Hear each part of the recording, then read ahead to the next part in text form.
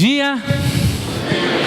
Como é bom ver tantos irmãos, tantos visitantes estarem reunidos com um só propósito de adorar o nosso Deus.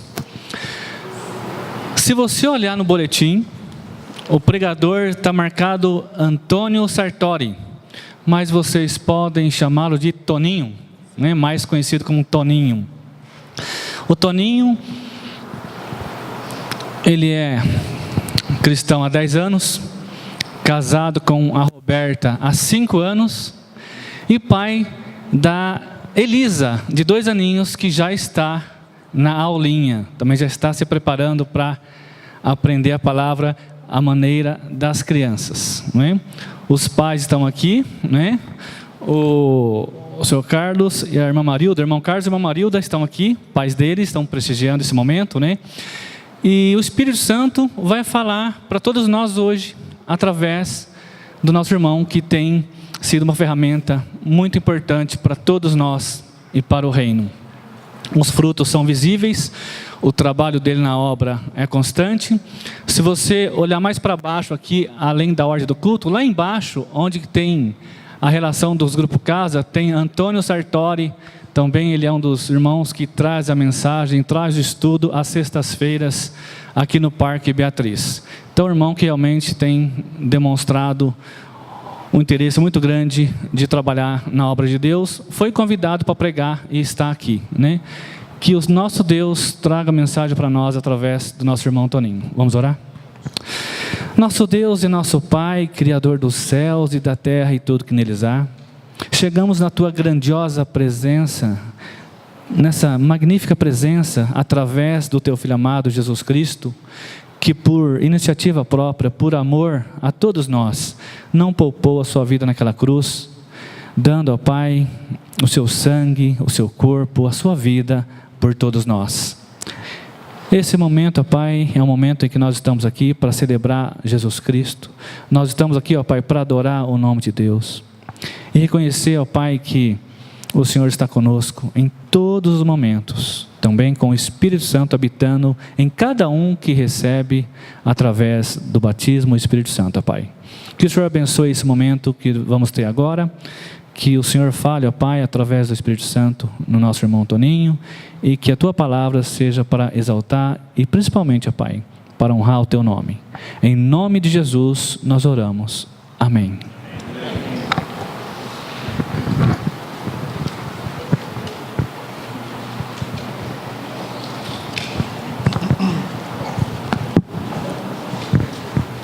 Bom dia a todos.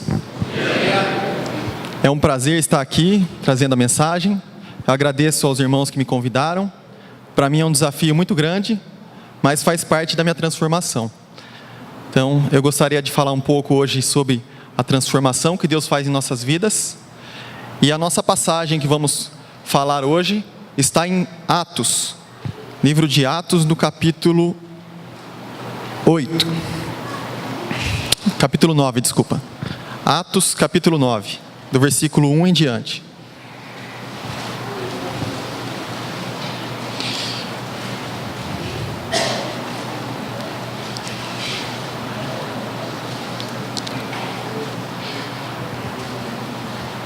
E que a poderosa palavra do Senhor possa falar em nossos corações, amém?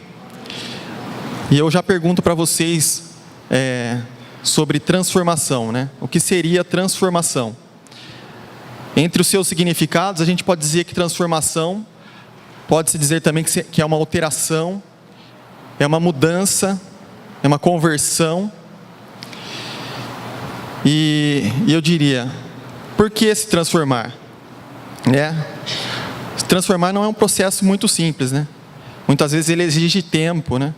Ele exige esforço. Então, nós vamos ver uma passagem aqui, em outro livro agora, antes de Atos, que está em Romanos 12, 2.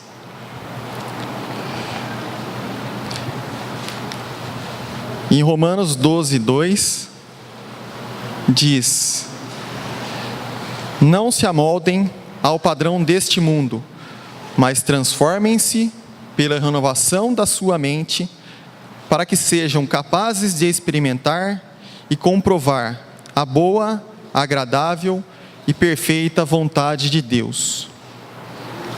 Amém? Quem escreveu essa passagem? Paulo? Eu ouvi Paulo? Sim, foi Paulo.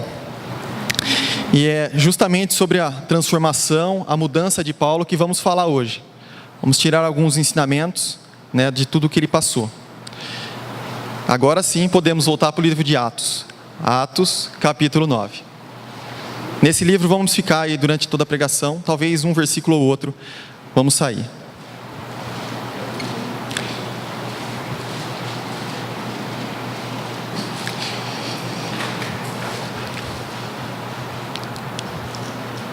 Em Atos 9, a partir do versículo 1, diz assim: Enquanto isso, Saulo ainda respirava ameaças de morte contra os discípulos do Senhor. Dirigindo-se ao sumo sacerdote, ele pediu cartas às sinagogas de Damasco, de maneira que, caso encontrasse ali homens ou mulheres que pertencessem ao caminho, pudessem levá-los presos a Jerusalém. Como a gente sabe, né? Antes da sua conversão, Paulo foi um forte perseguidor da igreja. E vamos falar um pouco sobre isso aí, né? Segundo ele mesmo ele se descreve sobre si, em Filipenses, no capítulo 3, ele fala, né? Se alguém quiser me acompanhar, por favor. Em Filipenses, capítulo 3, versículos 5 ao 6. Mas nós já voltaremos no livro de Atos, tá bom? Filipenses, ele diz assim: circuncidado ao 8º dia, da linhagem de Israel, da tribo de Benjamim, hebreu de hebreus, segundo a lei, fui fariseu, segundo o zelo, perseguidor da igreja, e segundo a justiça que há na lei, irrepreensível. Ele foi irrepreensível na sua perseguição aos cristãos antes da sua conversão. Ele pediu cartas aos fariseus para fazer buscas e perseguir mesmo os cristãos. Ele, em outra passagem que eu vou citar aqui, não precisem abrir, ele devastava a igreja, indo de casa em casa e arrastava homens e mulheres e os lançavam à prisão. Ele agia em nome da fé, né? Fazia crueldade em nome da fé, mas as pessoas muitas vezes são enganadas por um fanatismo que muitas vezes nos fazem fazer coisas que nós não temos controle. E então, voltando lá no Atos 9, acho que vocês já estão lá. Atos 9. Após ele pedir as cartas ao sumo sacerdote, né, ele indo no caminho de Damasco, a sua conversão, a sua transformação começou. Então, em Atos, no versículo 3, diz: em sua viagem, quando se aproximava de Damasco, de repente brilhou ao seu redor uma luz vinda do céu. Então aqui nós vemos que algo aconteceu, né? Que mudou, que marcou a história de Paulo. Deus, e somente Deus, Ele pode nos libertar e nos soltar das nossas amarras, de nossas tradições. Ele pode jogar toda a nossa bagagem fora. Não é fácil para quem está passando, mas Deus pode fazer isso. No versículo 4, continuando: ele caiu por terra e ouviu a voz que lhe dizia: Saulo, Saulo, por que você me persegue? E Saulo perguntou: quem és tu, Senhor? E ele respondeu: eu sou Jesus, a quem você persegue. Levante-se e entre na cidade. Alguém lhe dirá o que deve fazer. E os homens que viajavam com Saulo pararam emudecidos e ouviram a voz, mas não viam ninguém, né? Então, quando Deus está trabalhando em nossa vida, as pessoas que estão ao nosso redor não entendem nada, o que pode estar passando, né? Até a gente mesmo fica se perguntando muitas vezes: Mas por que disso, por que daquilo? E coisas acontecem. Continuando no versículo 8. Saulo levantou-se do chão, abrindo os olhos, não conseguia ver nada. E eles o levaram pela mão até Damasco. Perceba então aqui que uma transformação pode fazer com nossas vidas. Ela pode nos fazer passar por coisas que não imaginamos. É uma coisa que nos surpreende. No versículo 9, continuando.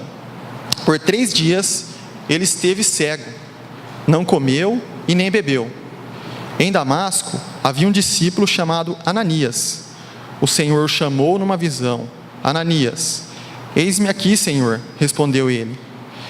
O Senhor lhe disse: vá à casa de Judas, na rua chamada direita, e pergunte por um homem de Tarso chamado Saulo. Ele está orando.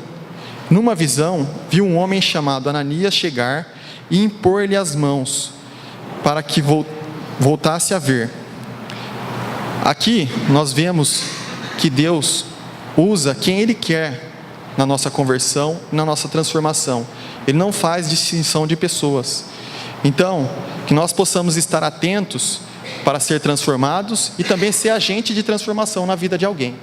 Está sensível ao Espírito Santo. Versículo 13. Respondeu Ananias: Senhor, tenho ouvido muita coisa a respeito deste homem e todo o mal que ele tem feito aos teus santos em Jerusalém. Ele chegou aqui com autorização dos chefes dos sacerdotes para prender todos os que invocam o seu nome.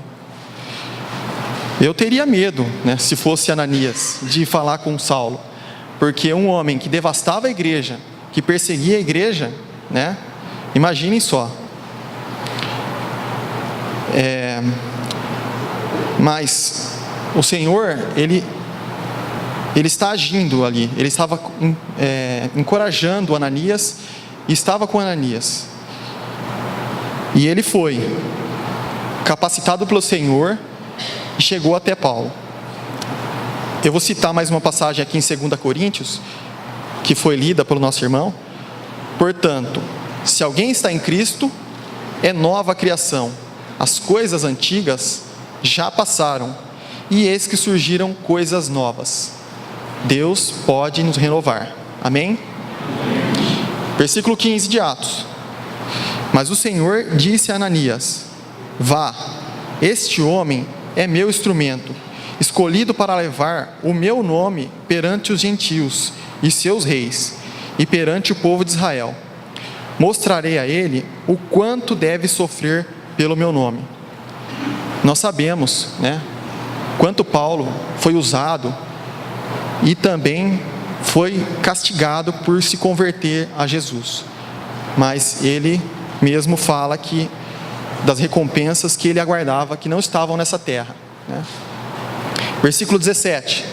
Então Ananias foi, entrou na casa, impôs as mãos sobre Saulo e disse: Irmão Saulo, o Senhor Jesus, que lhe apareceu no caminho por onde você vinha, enviou-me para que você volte a ver e seja cheio do Espírito Santo. Aleluia!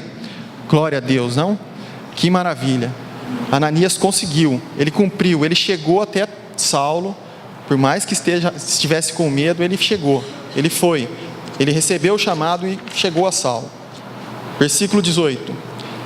Imediatamente, algo como escamas caiu dos olhos de Saulo. Ele passou a ver, levantou-se e foi batizado. É um passo imprescindível, uma conversão para uma nova criatura. 19. E depois de comer, recuperou as forças. Saulo passou vários dias com os discípulos em Damasco. Ele passou aprendendo, sobre as boas novas, se fortalecendo na nova vida que ele tinha. 20. Logo, ele começou a pregar nas sinagogas que Jesus é o Filho de Deus. Todos os que ouviam ficavam perplexos e perguntavam: não é este o homem que procurava destruir em Jerusalém aqueles que invocavam este nome? E não veio para cá justamente para levá-los presos os chefes dos sacerdotes. Todavia, Saulo se fortalecia cada vez mais e confundia os judeus que viviam em Damasco, demonstrando que Jesus é o Cristo. O primeiro amor, né?